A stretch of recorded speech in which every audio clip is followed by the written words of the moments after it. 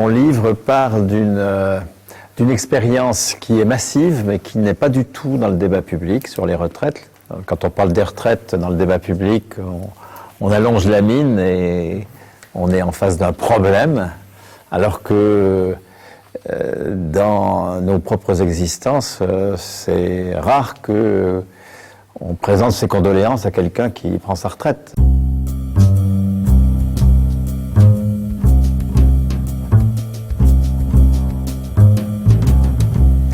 Et puis surtout, sur les 14,5 millions de retraités que compte notre pays actuellement, il y en a une forte minorité. Alors bon, 6-7 millions, mettons. Il n'y a pas de données statistiques précises sur ce point, mais c'est une expérience que l'on peut constater qui disent n'avoir jamais autant travaillé que depuis qu'ils sont en retraite, n'avoir jamais été aussi heureux au travail. Et ce bonheur au travail des retraités contraste de manière vraiment singulière avec le malheur au travail de tant d'autres aujourd'hui. Et précisément, je crois que notre responsabilité politique, c'est d'affronter avec des perspectives, avec des solutions, cette expérience massive du malheur au travail. Parce que si nous ne l'affrontons pas, on peut se retrouver avec des régressions démocratiques très fortes. Hein. Un peuple qui ne croit plus en un certain nombre d'institutions, comme par exemple celle de l'emploi, peut très bien ensuite s'abandonner à l'aventure. Hein. Et donc, la bataille des retraites doit être l'occasion de dire, mais nous avons une réponse au malheur au travail. C'est le fait qu'on n'ait pas d'emploi et qu'on soit payé. Parce que ne pas avoir d'emploi et ne pas être payé, ça, personne ne se le souhaite, évidemment. Mais un retraité, c'est quelqu'un qui est payé et qui travaille sans emploi. Et c'est le fait qu'il travaille sans emploi qui est la cause fondamentale de son bonheur au travail. Je crois que là, il faut absolument réfléchir sur cette expérience massive et du pourquoi du malheur au travail. Et il faut désigner le pourquoi, c'est l'emploi. Et le pourquoi du bonheur au travail des retraités, c'est le fait qu'ils n'ont pas à passer par le marché du travail, qu'ils ne sont pas demandeurs d'emploi. Ils ont un salaire irrévocable. C'est l'irrévocabilité du salaire, le fait que ça... Il y a même des retraités qui disent dans des enquêtes, écoutez, j'ose même pas le dire, ça tombe tous les mois. Quand je vois mes petits-enfants... Vous voyez, il y a une espèce de bonheur privé qui ne se dit pas dans l'espace public, alors même que dans l'espace public, nous sommes dans la perspective d'un malheur collectif.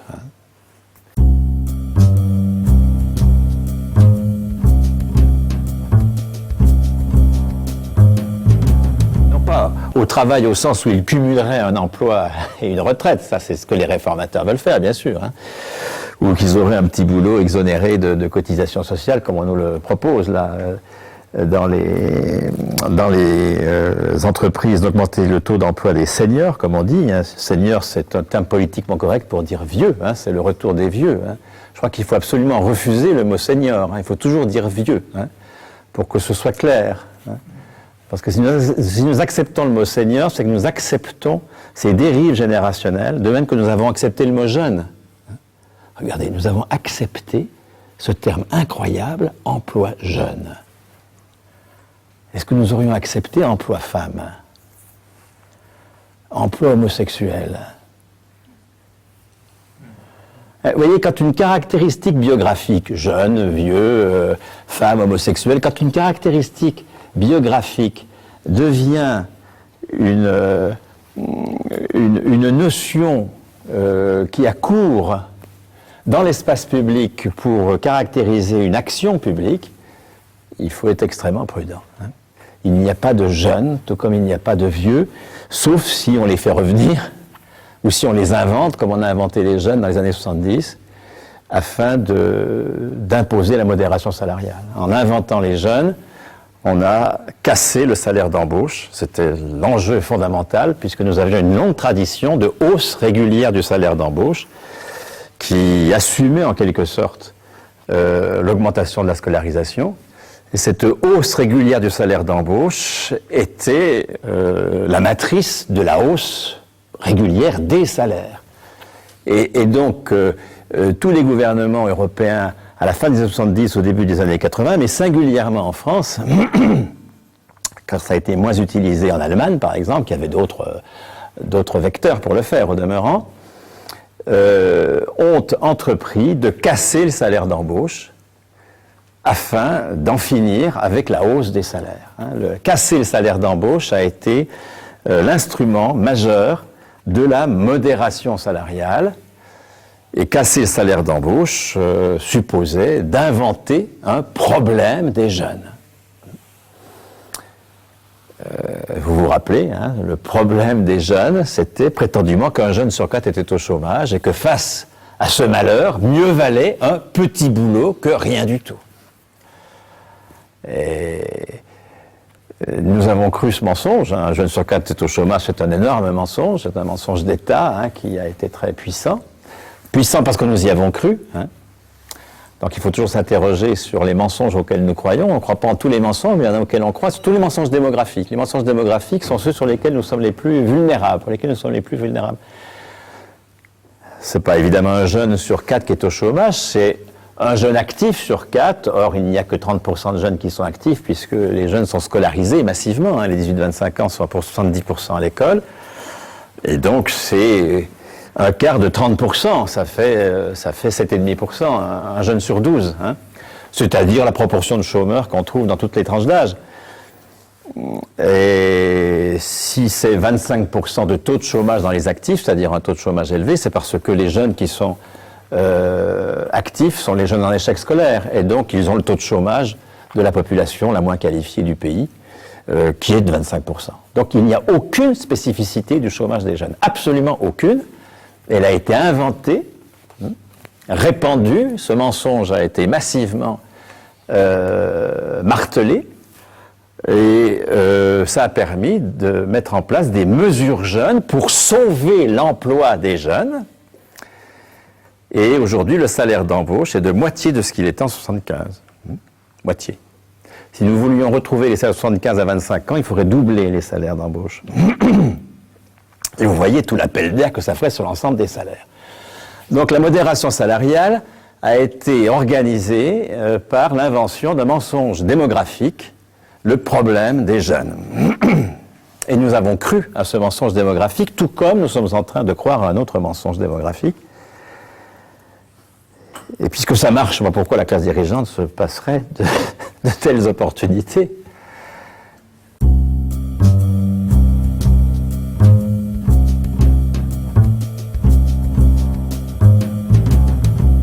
Et on va inventer des vieux, tout comme nous avons inventé des jeunes. Les mesures, elles n'ont évidemment pas pour but d'augmenter le taux d'emploi des vieux. Avec quels emplois? On se demande bien avec lesquels. C'est pas du tout ça l'objectif des mesures.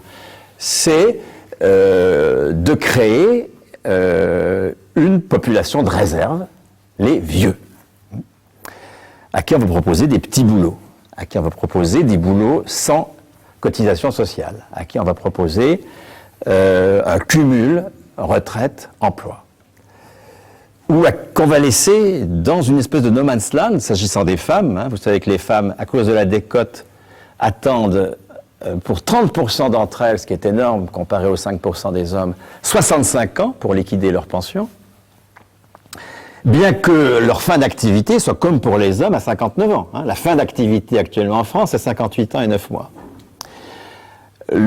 L'âge de liquidation des pensions, c'est 61 ans et demi.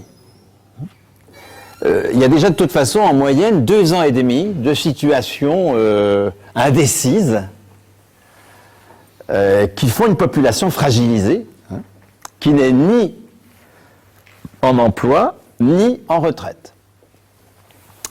Cette population fragilisée, ça peut durer 6 ans chez les femmes. Et ce que l'on observe, c'est que les mesures prises d'augmentation de la durée de cotisation pour avoir une pension complète n'ont absolument pas augmenté la durée de cotisation. Encore une fois, parce que l'emploi appartient aux employeurs et pas du tout aux salariés. Et donc, il n'y a eu aucun emploi de créé pour assumer une population plus nombreuse, absolument pas. Ça a conduit à retarder l'âge de liquidation de la retraite, à augmenter le no man's land entre la fin de l'activité, 59 ans, et l'âge moyen de liquidation, 61 ans et demi. Encore une fois, pour une forte minorité de femmes, 65 ans. Les mesures qu'on nous annonce auront le même impact. Il s'agit de constituer une population de vieux, tout comme on a constitué une population de jeunes, parce que la classe dirigeante n'a rien à nous proposer pour l'avenir, que du sang et des larmes, et il faut donc exercer une pression encore plus forte à la baisse sur les salaires. Et pour exercer une pression à la baisse sur les salaires, les jeunes ne suffisent pas, il faut y ajouter les vieux. Donc la réforme a exactement le même objectif que l'invention des jeunes, créer une réserve de main-d'œuvre, et sur la base d'un mensonge démographique, tout comme l'invention des jeunes l'a été sur la base d'un mensonge démographique. Et il faut faire très attention là au discours générationnel. Nous sommes très vulnérables aux bobards démographiques, extrêmement vulnérables. Il y a des tas de bobards sur lesquels nous sommes immunisés, mais pas les bobards démographiques.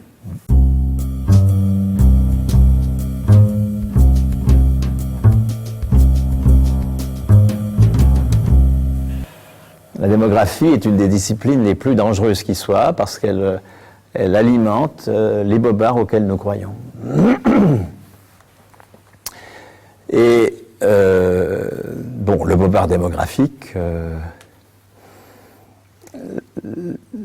se nourrit d'un discours générationnel. Alors le discours générationnel, il est dans les deux sens, il est tenu par tout le monde, c'est un discours consensuel. Il y a les réformateurs qui disent « attention à la guerre des générations, ne chargeons pas la génération future d'obligations qu'elle ne pourra pas honorer, et donc réduisons les droits dès aujourd'hui, au nom de l'équité intergénérationnelle ». Et puis les opposants répondent « solidarité intergénérationnelle ». Et tout le monde est d'accord sur le fait que la question des retraites est une question intergénérationnelle. Tout comme nous avons été d'accord sur le fait qu'il y avait une question générationnelle et qu'on a créé avec les jeunes, qu'on a créé une génération de jeunes. Ce qui différencie un retraité d'un actif, c'est pas la génération, c'est l'emploi. Tous les deux sont payés, sauf que pour les uns, le salaire dépend de l'emploi, alors que pour les autres, le salaire est libéré de l'emploi. Si cette différence, qui est absolument subversive, puisqu'elle montre que l'on peut travailler sans marché du travail, que l'on peut payer des gens sans employeur, donc si cette expérience qui est absolument subversive d'une des institutions centrales du capitalisme, le marché du travail,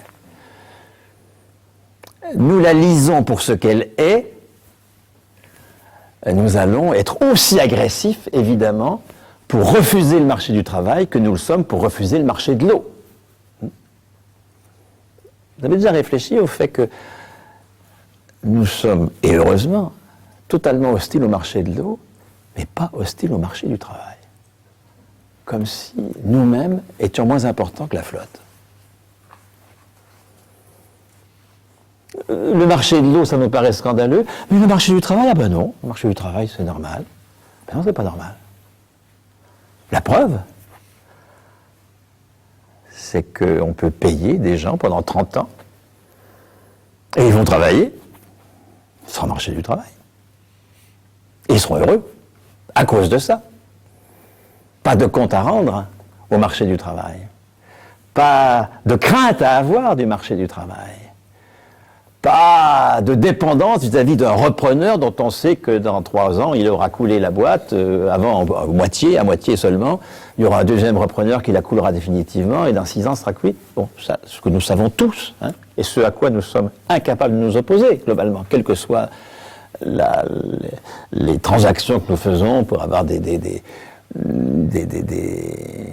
indemnisations extra-légales, etc., sur la question de l'emploi, nous sommes impuissants, totalement impuissants.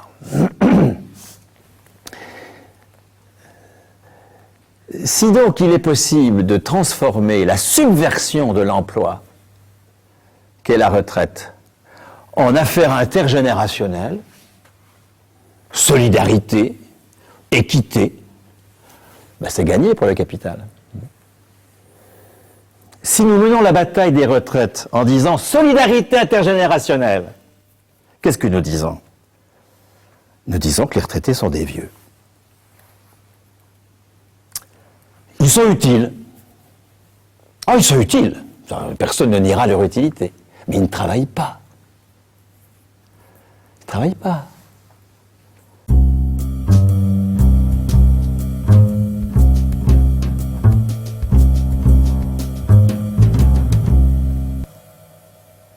Du coup, quel est le seul travail légitime? Le travail mené dans l'emploi. Et nous forgeons nos chaînes. Puisque nous considérons que n'est légitime que la part de notre activité, comme travail, que la part de notre activité qui se fait sous le joug de l'emploi. Un joug dont nous mesurons pourtant tous les jours davantage la nocivité. L'emploi, c'est aujourd'hui l'obstacle principal au travail. L'emploi est l'obstacle principal au travail. L'emploi exclut déjà des gens qui sont hors travail, exclus du travail, qui n'ont pas le droit de travailler. S'il n'y avait pas d'emploi, il n'y aurait pas d'exclus du travail. C'est l'emploi qui exclut. Et deuxièmement, pour ceux qui sont dans l'emploi, l'impossibilité de bien travailler. Là encore, l'expérience est absolument constante. Quand on interroge des salariés, ils disent « ce que je fais, ça n'est plus du travail ». Voilà. C'est l'expression qui revient tout le temps. Ça n'est plus du travail. C'est plus du travail. C'est plus du travail. Un employé de banque qui diffusait, qui vendait des produits financiers, qui rendait des services financiers, maintenant il faut qu'il vende des packages dont il sait que c'est de la merde, mais il les vend parce qu'il ne peut pas faire autrement. Il a des chiffres à faire. Il souffre au travail. Son emploi, c'est ce qui l'empêche de travailler. On pourrait multiplier les exemples du fait qu'aujourd'hui, l'emploi est une institution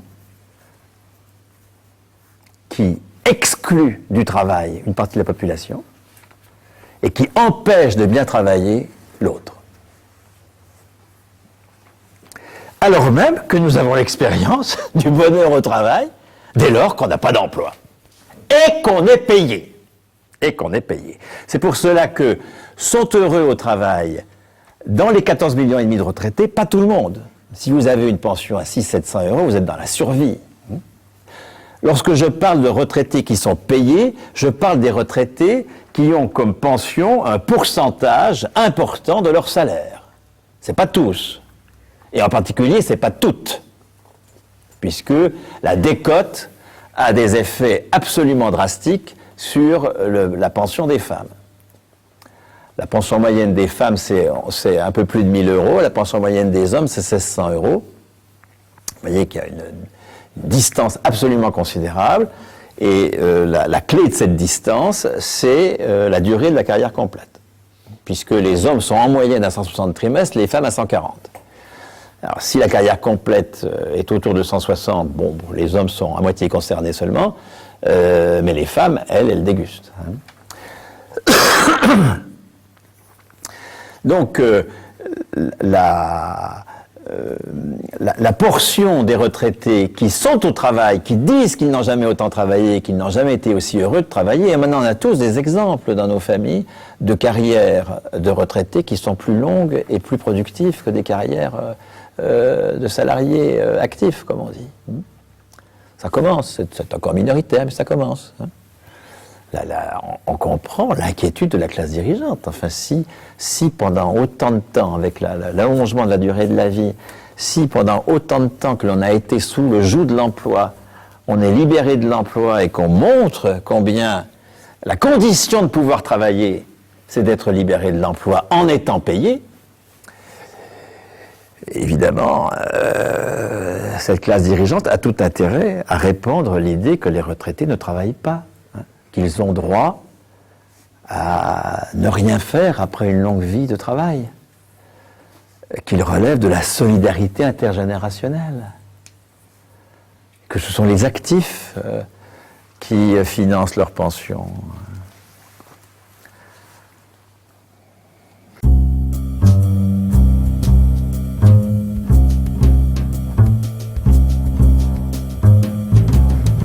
Et les bobards générationnels viennent de ce que, finalement, nous partageons le même diagnostic que les réformateurs. Les pensionnés ne travaillent pas. Et disant que les pensionnés ne travaillent pas, nous faisons des périphrases, encore une fois, ils sont utiles. Mais ce n'est pas du travail. Disant qu'ils ne travaillent pas, nous nous tirons une balle dans le pied, puisque nous ne voulons pas voir qu'une autre institution que l'emploi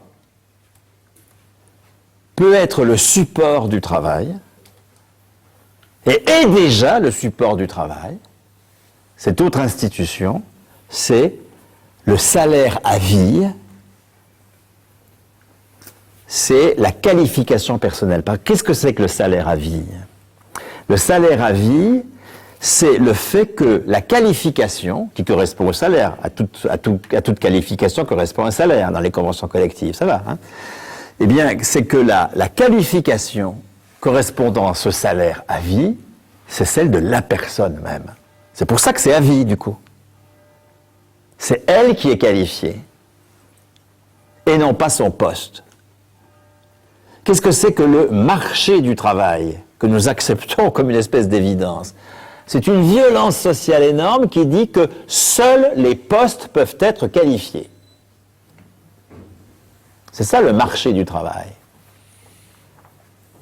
C'est que ce ne sont pas les personnes qui sont qualifiées, ce sont les emplois.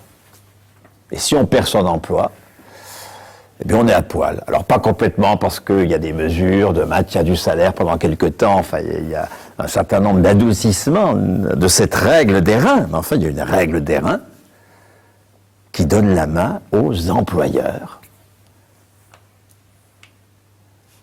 Le marché du travail, c'est ce qui nous nie comme qualifiés. Le marché du travail, c'est ce qui nous réduit à l'état de demandeurs d'emploi. Alors certes, sur ce qu'on appelle des marchés internes, dans certaines branches, la banque, la chimie, ou dans certaines grosses boîtes paternalistes ou paternalistes New Steel, vous pouvez avoir des lieux où il y a une certaine... on échappe au marché du travail. Une fois qu'on est entré dans la boutique, ben on est dans une procédure de promotion selon des règles relativement écrites, etc., etc. Mais même là, même dans ces lieux, d'une part, il peut y avoir le patatras du changement d'actionnaire, enfin, etc., etc. Et puis même dans ces lieux, de plus en plus, ce dispositif qui fait que les individus échappent au marché du travail disparaît. C'est-à-dire qu'ils ont un entretien annuel où ils doivent, où on doit vérifier que leur distance à l'emploi n'est pas trop grande. C'est-à-dire que leur légitimité à tenir l'emploi est finalement mise en cause en permanence. Au nom de l'employabilité, est-ce que leur employabilité est assez grande? Vous avez, s'ils veulent changer d'emploi, ben, il faut qu'ils fassent appel à un marché interne du travail. Il y a des annonces de services, et on a une procédure d'embauche. Et même si on est là depuis 30 ans, il y a en permanence des espèces de reprocédures d'embauche. la logique du marché du travail gagne, y compris les lieux qui en étaient les plus protégés jusqu'ici. Et maintenant la fonction publique, qui elle a été construite totalement en dehors de cette logique, sur la fonction publique d'État. La fonction publique, c'est le grade et non pas le poste qui décide des droits. C'est pour ça qu'il n'y a pas de chômeur, en tout cas jusqu'ici, parce que quelqu'un qui n'a pas de poste, il a un grade, parce que le grade est lié à sa personne, et donc il est payé. Un supérieur hiérarchique ne peut pas décider du niveau de salaire, du temps de travail, etc., etc. Tout cela est décidé par le grade de la personne. Ces modes de promotion, pareil. Ce n'est pas l'emploi qui décide des droits dans la fonction publique, surtout la fonction publique d'État, parce que pour la fonction publique territoriale, en particulier municipale et autres, Defferre, en 83, contre le Porte, avait veillé à ce que les maires restent bien des employeurs. Et donc c'est une fonction publique quand même atténuée, avec beaucoup moins de droits liés au poste et davantage de droits liés à l'emploi. Mais même dans la fonction publique d'État aujourd'hui, prenez toutes les réformes, la fonction publique d'État, c'est bien de faire de l'emploi, et non pas du grade, le fondement du droit. Et qu'enfin, les fonctionnaires aient de vrais employeurs, qui, au niveau le plus direct, décident finalement de leur salaire, de leur promotion, enfin, etc., etc. Que les, je sais pas quoi, que les proviseurs deviennent des employeurs, enfin, etc., etc.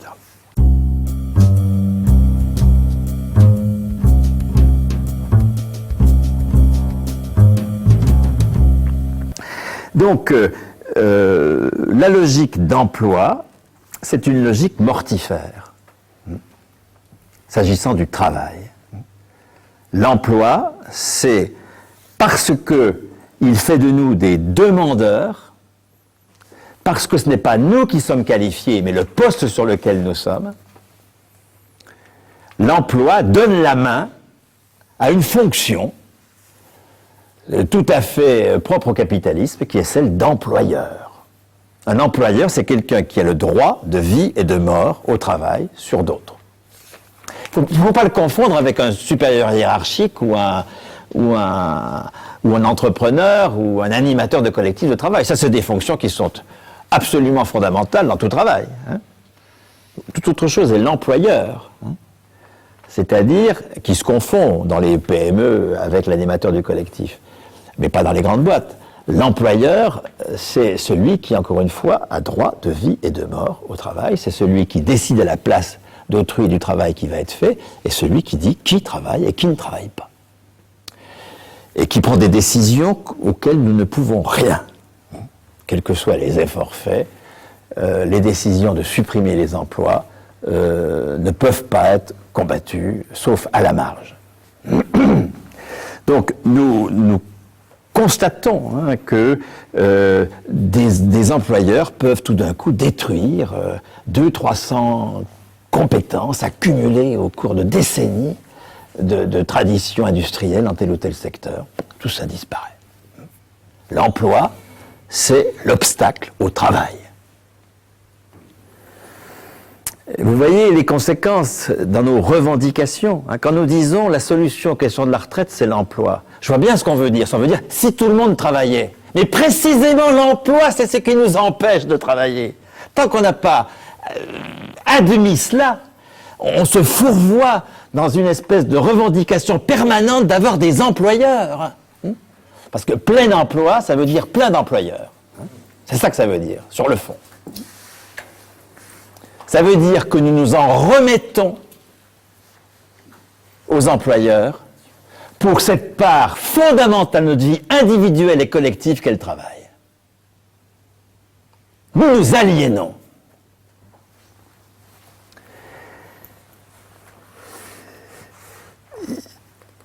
Je suis toujours très surpris, encore une fois, que nous soyons fort heureusement si sensibles à la nocivité de certains marchés, mais si indifférents, voire si demandeurs même, à l'existence d'un marché du travail.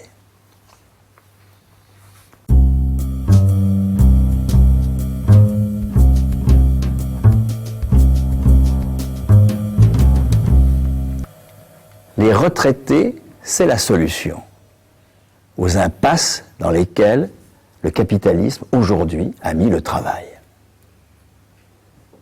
Nous souffrons de sous-travail, nous souffrons de mauvais travail, nous souffrons du carcan que représente l'emploi. Il y a un diagnostic simple. À l'origine de ce que nous appelons la souffrance au travail, ou à l'origine du chômage, il y a l'emploi.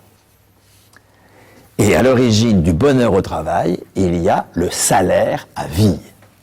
Donc la conséquence à tirer de cela, c'est de dire que toute personne de 18 ans à sa mort a droit à une qualification personnelle, avec le salaire qui va avec. Et que cette qualification et ce salaire sont irrévocables. Certes, ils peuvent progresser, il s'agit d'encourager à la progression. Ils ne peuvent ni disparaître, ni être réduits. N'espérons pas une solution du côté du vrai plein emploi, du plein emploi solidaire. Vous voyez, maintenant on met un qualificatif, parce qu'on se rend bien compte tous que l'emploi aujourd'hui, c'est utilisé par les employeurs pour détruire les droits salariaux. On va sauver l'emploi, c'est-à-dire qu'on va détruire les droits salariaux. Donc ça, on le sait, on en a l'expérience. Du coup, on met un qualificatif en emploi, vrai plein emploi. Plein emploi solidaire. Je ne sais plus quelle autre expression qu'utilise le Parti communiste en ce moment. Enfin bon, il y a un qualificatif qui est mis. Mais on peut ajouter tous les qualificatifs que l'on veut. C'est l'emploi qui est nocif. C'est l'emploi qu'il faut détruire. Et remplacer par l'attribution à chacun d'une qualification irréversible. Selon la hiérarchie, par exemple, que propose la CGT, une hiérarchie de 1 à 4, avec une hiérarchie des salaires de 1 à 4. Voilà, c'est pas compliqué.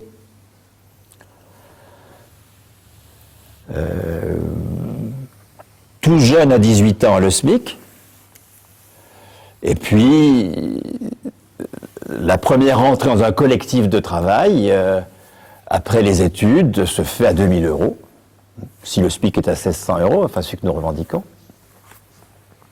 Et puis vous entrez au niveau 1 de qualification à 2000 €, vous entrez au niveau 2 de qualification à 3500 €, et puis ensuite, vous passez à 3500 € si vous passez au niveau 2 de qualification, enfin avec des coefficients à l'intervalle, bien sûr, sans connaître tout ça par cœur, et puis vous passez au niveau 3, à 6 000 € ou 5 500 €. Enfin, je vous donne des chiffres comme ça. Je ne sais pas tout à fait comme ça, parce que j'ai fait des calculs de coin de table qui montrent que tout ça est parfaitement faisable dès maintenant. Et puis, un dernier niveau à 8 000 €. Bien. Donc, vous pouvez avoir une hiérarchie des salaires qui tourne entre 2 000 et 8 000 €, et une progression. Mais chacun à 2 000 € est assuré d'avoir 2 000 € et ne peut pas avoir en dessous. Il peut progresser, il peut passer à 3 000, 4 000, 5 000. Des calculs simples peuvent montrer qu'on peut être à des salaires moyens de 3 ou 4 000 € par mois. Je rappelle par mois, pas par an, pour ceux que ces chiffres-là pour lesquels ils pourraient paraître curieux. Mais nous sommes tellement habitués au malheur collectif, nous sommes tellement de misérabilisme que même ces chiffres-là nous paraissent incongrus. C'est tragique, notre misérabilisme, il est tragique. Nous n'aimons pas le bonheur collectif, nous n'en voulons pas, nous n'osons pas, peut-être. Donc, mener la bataille des retraites au niveau politique où elle doit être menée, c'est pas une affaire de tuyaux pour dire mais si on va pouvoir payer les vieux. Tout ça c'est dérisoire, vous savez. L'argument réformateur est nullissime et y répondre est utile. Bien sûr qu'il faut dire qu'on pourra payer les retraites. Mais c'est pas ça le fond de la question. Le fond de la question, c'est est-ce que nous allons savoir nous emparer de l'expérience, du bonheur qu'il y a à être payé sans employeur pour dire que ce qui vaut après 60 ans vaut avant, pour tout le monde. Et que face aux apories de l'emploi, face aux impasses dans lesquelles nous met l'emploi, Ben, nous avons déjà une expérience sociale massive, payer les gens à la qualification et non pas à l'emploi. En finir avec le marché du travail.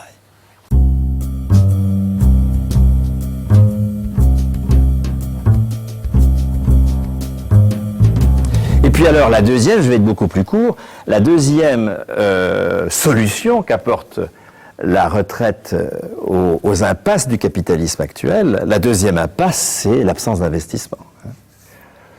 Nous sommes des sociétés de sous-travail, massif, et nous sommes des sociétés... Alors, sous-travail, y compris, encore une fois, dans un travail complètement exacerbé, avec multiplication du stress, sauf que c'est pas du boulot, précisément, cela. On peut multiplier des activités extrêmement stressantes, et puis c'est pas du travail. Et souvent, d'ailleurs, ça produit des trucs qui sont pas vraiment intéressants. Parce que quand on chipote, petite parenthèse, sur le fait de savoir si une conseillère municipale, enfin une retraitée qui utilise ses 1000 euros de pension pour être conseillère municipale, ou un retraité qui utilise ses 1600 euros de pension pour cultiver un jardin, quand on chipote pour savoir s'il travaille, on ferait bien s'interroger pour savoir si enseigner les mathématiques financières, c'est du travail, alors que ça fout à feu et à sang la planète. Si produire des semences non reproductibles, c'est du travail. Si attendre dans des camions la bavure d'une manifestation qui ne viendra pas sauf sur l'organisme, c'est du travail. Etc. Faisons le compte, sérieusement. On peut penser qu'au moins le tiers de ce que nous apporte du travail n'en est pas. Mais on dit que c'est du travail puisque c'est de l'emploi. Et que tout emploi est du travail. Eh bien non. C'est bien ça sur lequel il faut argumenter. Nous avons l'occasion de déconnecter le travail de l'emploi pour enfin le connecter à la qualification de la personne. Et nous avons cette expérience négative de ceux qui sont en emploi, plutôt que de dire, écoutez, non, on va arriver au bon emploi, je vous assure, on va y arriver. Il faut arrêter avec ce leurre, nous n'arriverons jamais au bon emploi. Parce que l'emploi, par essence, est mauvais. Puisqu'il nous nie comme producteurs. Il ne nous reconnaît que comme titulaires d'un gagne-pain. Puisqu'il donne la main à des employeurs qui sont les seuls acteurs économiques. Attention, le mot emploi, il faut l'employer dans son sens dur. L'emploi, c'est pas le fait d'avoir du boulot, c'est pas ça. L'emploi, c'est le fait d'avoir des droits au titre de la qualification d'un poste de travail. C'est ça l'emploi. C'est-à-dire que nous en remettons en permanence à autrui. Et un autrui sur lequel nous n'avons aucune prise. Même si dans certaines niches syndicales, nous réussissons un certain nombre de choses tout à fait intéressantes. C'est dans la niche, ça.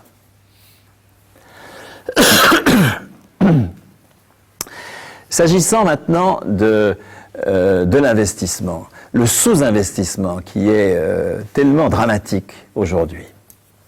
Nous sommes à 18% du PIB en investissement, vous vous rendez compte? Alors que le profit, c'est 40% du PIB. 40% de profit, 18% d'investissement. Nous sommes dans un sous-investissement massif. Et ça à l'échelle mondiale, c'est pas parce qu'ils investissent ailleurs, comme on dit. La France attire plus de capitaux qu'elle n'en exporte, comme tous les pays développés au demeurant. On n'est pas exportateur net de capitaux, on est importateur net de capitaux. Avec la mondialisation, elle est à notre bénéfice de ce point de vue-là. Alors certes, il y a des métiers qui disparaissent, mais beaucoup d'autres qui apparaissent avec cette importation de capitaux. Donc c'est pas ça la question. La question, c'est que nous avons un sous-investissement parce que les investisseurs n'investissent pas. Et là encore, vous savez, toutes nos batailles politiques doivent être des batailles à la hauteur de l'expérience de nos compatriotes. Il y a une expérience de la nocivité actuelle de l'emploi. Elle n'est pas dans ces mots-là, bien sûr, puisque ceux-là même qui font l'expérience de la nocivité de l'emploi sont éperdument en demande d'emploi. Mais nous avons à mettre des mots, et des mots justes, sur la nocivité de l'emploi. et montrer que nous avons déjà l'expérience d'autre chose, qu'il y a déjà une alternative à l'emploi, c'est le salaire à vie. Maintenant, l'expérience que les investisseurs n'investissent pas, elle est massive. Tout le monde sait que la BNP, premier créditeur de la Grèce, a prêté de l'argent pour être sauvé, il y a 2 ans. Elle a prêté de l'argent aux États, puisque les États ont emprunté sur les marchés pour sauver les marchés. Donc elle a prêté de l'argent aux États pour être sauvée par de l'argent qui lui arrivait à 1%. Et maintenant, les États lui remboursent entre 4 et 8% selon les États, d'accord? Et comme ils ne sont pas solvables, on lui en emprunte à nouveau pour filer 750 milliards qui vont solvabiliser les États pour qu'ils puissent payer les 8% d'intérêt. Nous sommes dans un dispositif dans lequel les investisseurs sont tout le temps gagnants, de même que les employeurs sont tout le temps gagnants.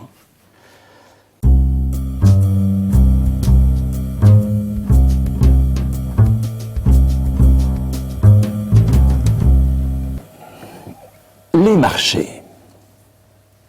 marchés, comment vont réagir les marchés? Est-ce que les marchés seront contents? Comment est-ce qu'on pourrait apaiser les marchés? Quel sacrifice faut-il faire pour apaiser les marchés? Ça vous rappelle rien, ça? Ça me rappelle la religion païenne. La religion païenne, elle est dans la perpétuelle quête du sacrifice à faire pour apaiser les dieux. Donc, de même, quand vous entendez Seigneur, dites toujours vieux, pour que ce soit clair. Quand vous entendez marché, dites toujours Dieu, d'accord? Ça relativisera la burqa, ça relativisera le préservatif du pape, et ça mettra la religion là où elle est. Parce que nous avons besoin de croire en cette divinité-là. La preuve, c'est que nous n'argumentons pas du tout sur sa disparition. Nous argumentons sur un pôle public bancaire qui ne fera jamais que conforter le dispositif.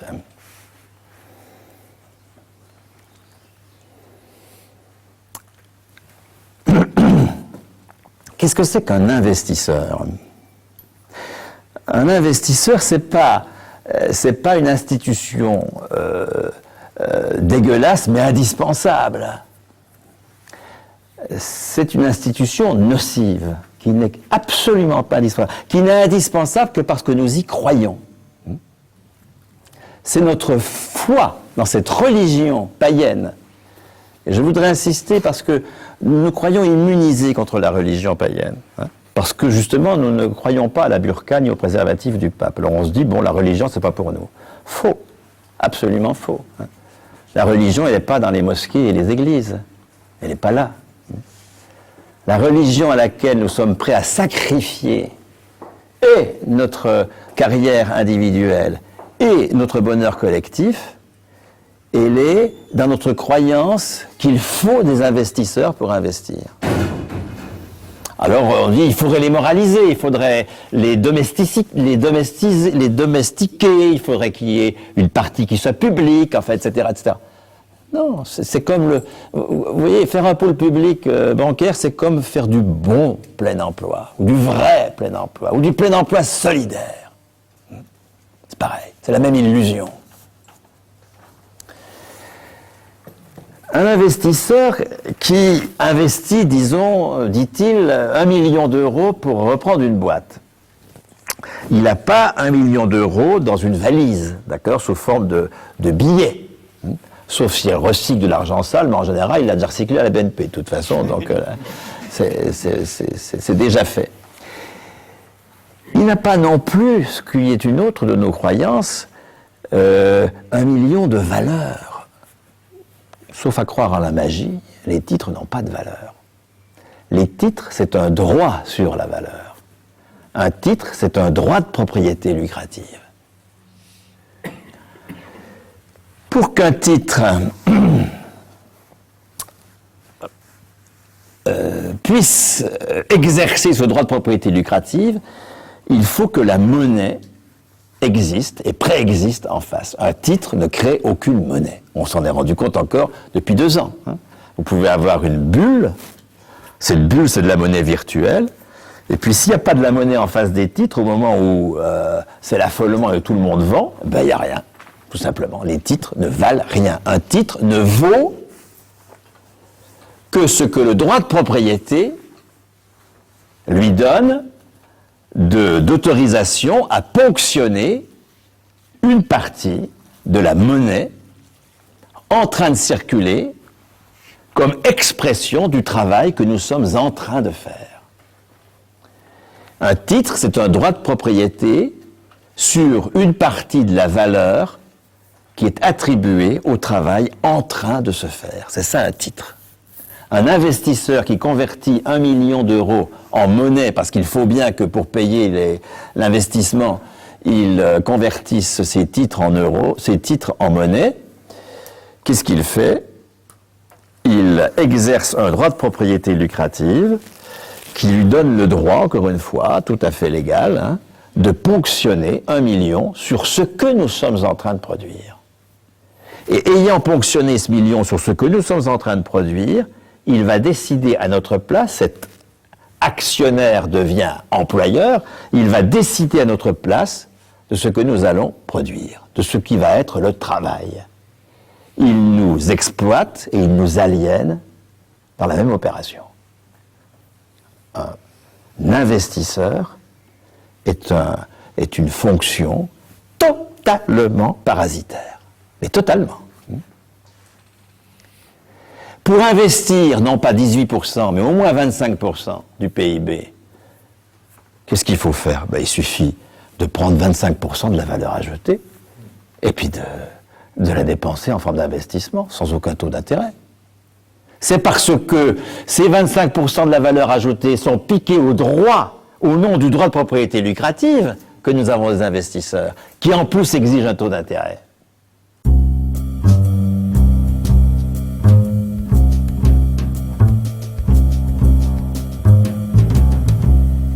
Précisément, nous avons la réponse avec la retraite.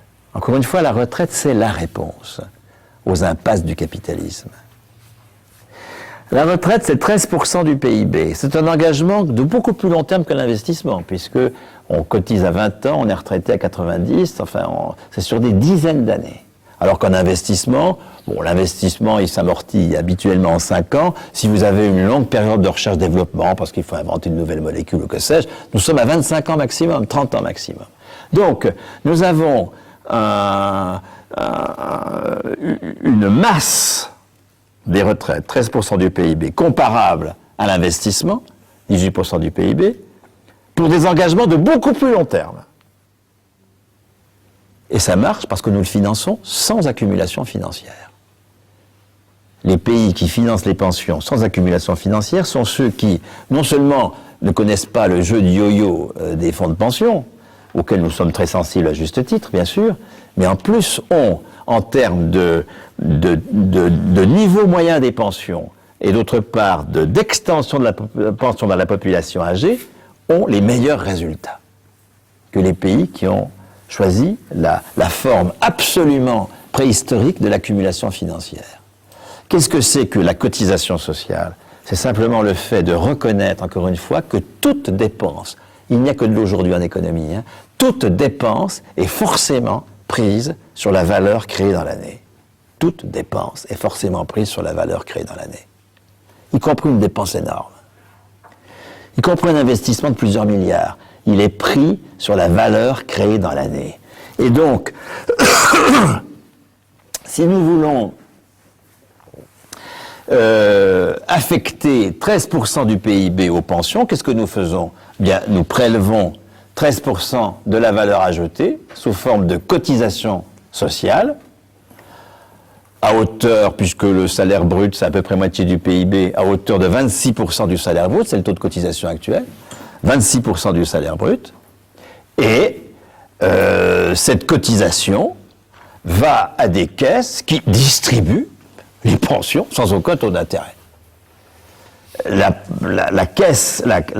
cotisation sociale c'est ce qui a libéré notre quotidien individuel des usuriers.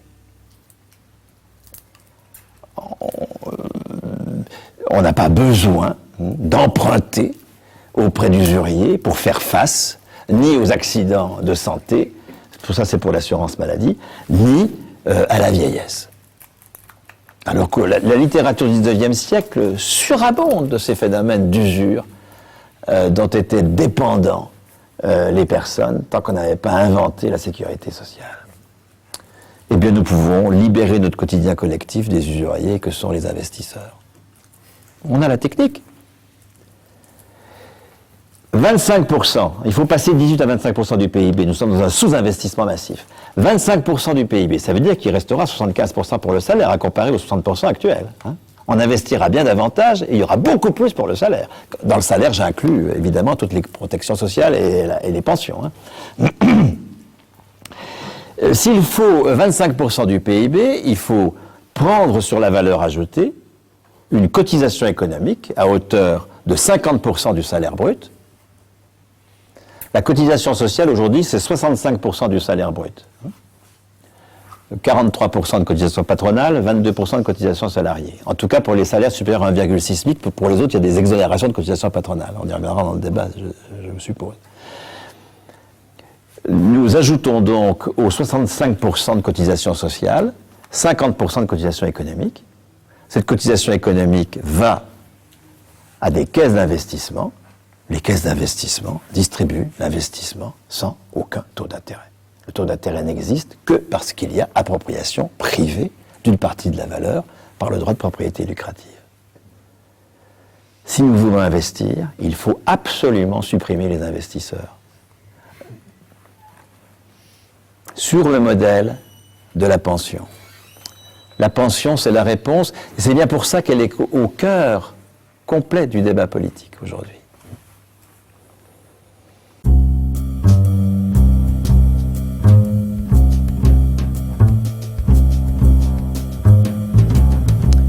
Et mener la bataille des pensions au niveau politique, révolutionnaire, où elle doit l'être, nous sommes bien dans la révolution, dans ce que je viens de dire, à condition de débarrasser la révolution de toute l'imagerie que ses adversaires lui collent, ou voire nous. La révolution, c'est-à-dire le fait d'assumer tout ce qui a déjà été conquis, pour le mener à une capacité de remplacer les institutions du capital. Les institutions du capital majeures, c'est le marché du travail, qui crée des êtres en minorité sociale, les demandeurs d'emploi, ce que nous sommes tous. Un étudiant, il faut convertir quelqu'un qui a une forte compétence recueillie dans un diplôme en un demandeur d'emploi. Il faut qu'il se vende, dit-on. Donc, première institution, le marché du travail. Deuxième institution, le droit de propriété lucrative. La retraite offre la solution à condition que nous nous battions là-dessus. C'est-à-dire que nous soyons des révolutionnaires.